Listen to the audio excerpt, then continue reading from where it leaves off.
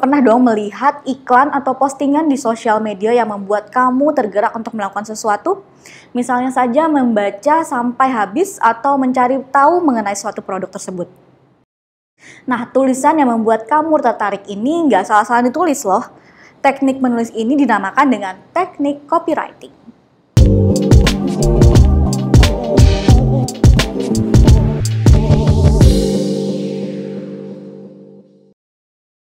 Hai, gue Salis and welcome to Career Insight.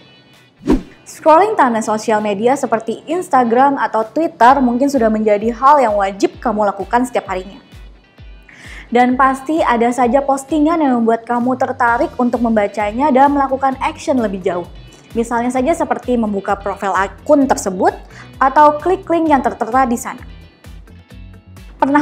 Selain itu kamu juga pernah dong melihat iklan atau postingan di sosial media yang membuat kamu tergerak untuk melakukan sesuatu? Misalnya saja membaca sampai habis atau mencari tahu mengenai suatu produk tersebut. Nah, tulisan yang membuat kamu tertarik ini nggak salah-salah ditulis loh. Teknik menulis ini dinamakan dengan teknik copywriting. Pada Career Insight kali ini, gue akan membahas lebih jauh tentang teknik ini dalam topik cara membuat copywriting yang menarik. Sebelum lanjut tonton, jangan lupa klik dulu tombol subscribe-nya ya. Apa itu copywriting? Pada dasarnya, copywriting adalah teknik atau aktivitas penulisan teks iklan atau materi publikasi yang mendorong audiens untuk melakukan tindakan tertentu. Tindakan yang dimaksud adalah seperti membeli barang, mengunjungi situs, mendaftarkan diri, menghubungi kontak tertentu, mengikuti akun media sosial, dan berbentuk konversi lainnya. Sederhananya, copywriting adalah bahasa iklan yang menarik. Tujuan dibuatnya copywriting adalah agar pembeli tertarik pada produk yang kamu tawarkan pada feed Instagram maupun halaman website kamu.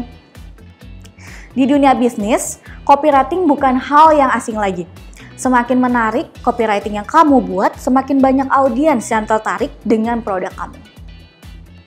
Misalnya kamu membuat sebuah caption, namun captionnya hanya menjelaskan informasi produk, maka hal itu akan sangat membosankan. Audiens akan tertarik jika kamu memberikan sedikit teknik copywriting di dalamnya. Apa saja jenis copywriting? Saat belajar copywriting, kamu harus memahami bahwa copywriting dapat dibedakan ke dalam beberapa jenis karena bentuk dan penerapannya yang beragam. Beberapa jenis copywriting itu diantara lain seperti sales copywriting. Jenis copywriting ini adalah yang paling umum dan kerap digunakan dalam berbagai aspek pemasaran. Biasanya meliputi teks pada advertorial, deskripsi produk, kategori produk, dan iklan. Selanjutnya ada SEO copywriting. SEO copywriting adalah pembuatan teks di website dengan dua tujuan, yaitu membuat tulisan yang menarik bagi pembaca dan mencapai keunggulan dalam hasil pencarian Google untuk keyword tertentu. Yang ketiga ada website copywriting. Jenis copywriting ini digunakan untuk meningkatkan user experience di dalam suatu website. Walau hanya menghasilkan teks untuk situs tersebut, seorang copywriter untuk website juga akan cenderung terlibat dalam hal penataan layout website, perencanaan pengalaman pengguna, serta membuat desain dan teks yang dapat menggerakkan pengguna. Kemudian ada technical copywriting. Jenis copywriting ini dibutuhkan dalam penulisan user manual atau panduan untuk pengguna. Technical copywriting ini tidak bertujuan untuk menjual sesuatu, melainkan fokus pada pemilihan kata-kata sederhana yang dapat menjelaskan penggunaan suatu produk secara detail. Yang kelima ada creative copywriting. Contoh creative copywriting dapat kamu temui pada iklan seperti iklan televisi dan radio. Dalam jenis copywriting ini, fokus kamu tidak menuliskan banyak tulisan, tapi menghasilkan slogan, jingle, naskah, atau kalimat yang dapat menarik sisi psikologis dan emosional dari penonton. Sambil di saat yang sama menonjolkan visi, standar, atau tone dari sebuah brand. Kemudian ada PR copywriting. Jenis copywriting ini ditujukan untuk membuat konten-konten yang mewakili perusahaan di mata publik, seperti melalui siaran pers atau pernyataan perusahaan. Lalu bagaimana ya cara membuat copywriting yang menarik? Yang pertama, buatlah headline yang menarik. Headline yang menarik adalah headline yang dapat menarik perhatian dan membangun rasa penasaran. Tipsnya yang pertama adalah kamu bisa menggunakan data dan angka. Faktanya, sebuah headline yang menyertakan data maupun angka yang spesifik dapat menghasilkan engagement yang lebih tinggi. Tips yang kedua adalah kamu bisa menyertakan beberapa kata seperti tips, strategi, cara, rahasia, trik, dan sebagainya. Kemudian yang kedua, pahami karakter audiens. Memahami karakter audiens bertujuan untuk menyesuaikan penggunaan copywriting. Jika audiens lebih menyukai bahasa formal, kamu bisa menggunakan bahasa yang lebih formal dan sebaliknya. Bahasa dan copywriting yang sesuai dengan karakteristik akan lebih mudah tersampaikan kepada audiens kamu.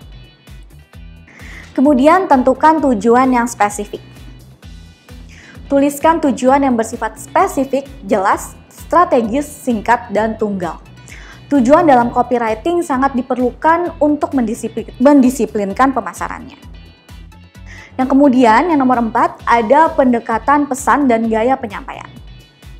Pendekatan pesan dan gaya penyampaian juga bisa menjadi magnet bagi audiens. Beberapa pendekatan yang bisa dipakai yaitu rasional, emosional, moral, dan juga kombinasi dari rasional dan emosional. Sedangkan gaya penyampaian bisa menggunakan gaya eksploratif dan informatif, naratif, dan argumentatif. Yang kelima, terapkan strategi AIDA. Pernah dengar AIDA? AIDA adalah akronim dari Attention, Interest, Desire, dan Action. Sederhananya, AIDA adalah model yang digunakan dalam pemasaran untuk menggambarkan langkah-langkah yang dilalui pelanggan dalam proses pembelian suatu produk. Umumnya, model AIDA ini digunakan dalam campaign iklan dan strategi penjualan. Untuk memahaminya lebih lanjut, berikut adalah penjelasannya. Yang pertama, attention. Headline, gambar, dan kalimat pembuka merupakan elemen terpenting dalam menarik perhatian audiens. Dari 3 elemen tersebut, kamu bisa memberi kesan bahwa konten kamu mereka banget atau they can relate it. Attention ini sangat penting untuk menentukan apakah mereka ingin tahu lebih jauh atau sebaliknya. Kemudian yang kedua ada interest. Setelah melewati fase attention, yaitu audiens kamu tertarik dengan kontenmu, maka masuklah ke fase kedua ini yaitu interest. Dalam fase ini, kamu harus mampu mempertahankan ketertarikan audiens. Jangan biarkan audiens berhenti membaca atau mengonsumsi konten kamu. Sebisa mungkin berikan informasi sesuai fakta, data statistik, studi kasus, dan sebagainya. Sehingga audiens kamu akan sadar akan masalahnya dan akan tetap melanjutkan membaca, mendengar, atau bahkan menonton konten kamu. Yang ketiga ada desire. Buatlah audiens menginginkan produk kamu. Dalam copywriting sendiri ada 3 model untuk menimbulkan keinginan pada audiens. Di antaranya, 1. Perlu dijelaskan bagaimana produk dapat menyelesaikan permasalahan pelanggan. Yang kedua, tampilkan testimonial pelanggan yang telah terbukti membantu pelanggan tersebut. Kemudian tunjukkan manfaat dari produk. Yang keempat ada action. Mungkin sebagian dari kamu nggak asing lagi nih dengan istilah call to action. Yap, call to action merupakan ajakan kepada audiens untuk mengambil sebuah tindakan seperti membeli produk, mendaftar, mendownload, mengirim email, dan sebagainya. Jika copywriting yang kamu buat bisa membawa audiens sampai tahap ini, that's a good job, congratulations. Gimana? Kira-kira kamu udah punya gambaran tentang pengaplikasian model AIDA? Kalau kamu ingin tahu lebih banyak dan gimana sih contoh-contohnya, kamu bisa klik link di deskripsi untuk membaca artikel selengkapnya terkait penerapan AIDA. Thanks for watching. Kalau video ini bermanfaat, jangan lupa like, subscribe, dan hidupin loncengnya ya. Kalau kamu lagi cari kerja, visit website kita di www.ekroot.com atau klik card yang di atas sini. Atau kamu bisa juga download aplikasi Ekroot di Play Store. Kemudahan mengembangkan karir kini hanya dalam 1 genggaman. See you on the next video.